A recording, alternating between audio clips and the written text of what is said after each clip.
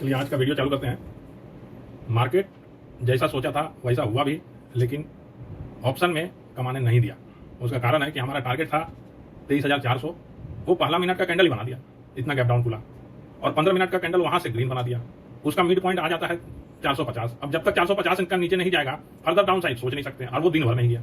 Call option मना किए थे, कॉल ऑप्शन का मल्टीपल ये था, एक तो 550 से रिजेक्ट होना था, 580 से रिजेक्ट होना था, आज का हाई से रिजेक्ट होना था, लेकिन नहीं हुआ। वो चलता चला गया और फिर घूम के वहीं पर खड़ा हो गया जहां पर कल था, 650 के आसपास में। पिछले 5 दिन से आप कैंडल अगर देखिए, 6 दिन से, तो वो ऊपर जाता है, ऊपर से नीचे आके फिर वही 650 के आसपास में बंद होता है, नीचे जाता है तो फिर वही 850। माने मैदान जो है वर्ल्ड कप फुटबॉल मैदान का, एक तरफ साढ़ का गोलकीपर 23,400 में खड़ा है, एक तरफ भालू का गोलकीपर 23,800 में खड़ा है।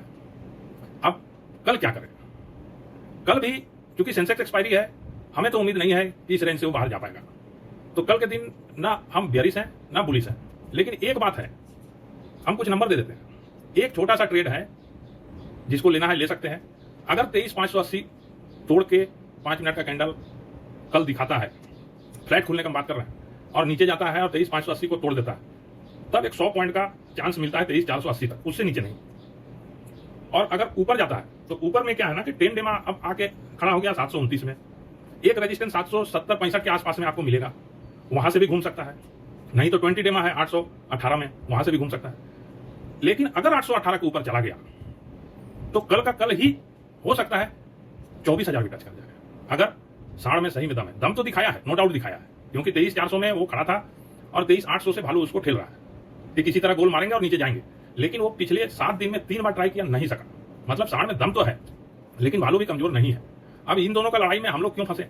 इसीलिए, और कल सेंसेक्स का एक्सपायरी है, दोनों साइड में राइटर बैठा हुआ है, ना वो नीचे जाने दे रहा है ना ये ऊपर जाने दे रहा है। अब बीच में कहां से कब घूम जाएगा कोई ठिकाना नहीं है। इसीलिए एक दिन, कल का दिन अवॉइड कीजिए। दोनों साइड में, जिस साइड में भी मार्केट निकल गया उसी दिन 200-250 पॉइंट का मूव देगा। भले आप 12 बजे के बाद, 2 बजे के बाद ट्रेड कीजिए या एक दिन छोड़ दीजिए, लेकिन अगर ट्रेड किए और आपका डायरेक्शन चला तो बहुत अच्छा प्रॉफिट देगा। ऊपर भी जा सकता है, नीचे भी जा सकता है। अभी किसी तरह का कोई भी न्यूज या इसके भरोसे मत रहिए। मार्केट अगर नीचे जाएगा तो कम से कम 1200 पॉइंट नीचे जाएगा, और अगर ऊपर जाएगा तो बॉटम आउट मान लेना पड़ेगा कि भाई इतने तक उतरना था इसको। इसीलिए अभी तक किसी चीज का कोई सियोरिटी नहीं है। इसीलिए कल का दिन थोड़ा ट्रेडिंग को अवॉइड करना ही ठीक रहेगा। हाँ, एक जो रिस्की ट्रेडर हैं वो 23,770 और 23,470, इस 300 पॉइंट का रेंज का अगर नजदीक में गैप अप खुल गया तो उसका उल्टा ट्रेड ले सकते हैं।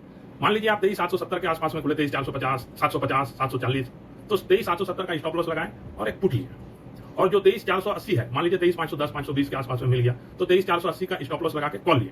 अगर उल्टा ट्रेड करना जानते हैं तो उसको कर सकते हैं। रिस्क कम है, रिवार्ड ज्यादा है। अगर गैप डाउन गैप अप खुला तब काम बोल रहा है, वो भी 15 मिनट का कैंडल का कलर देख के ही डिसाइड कीजिए।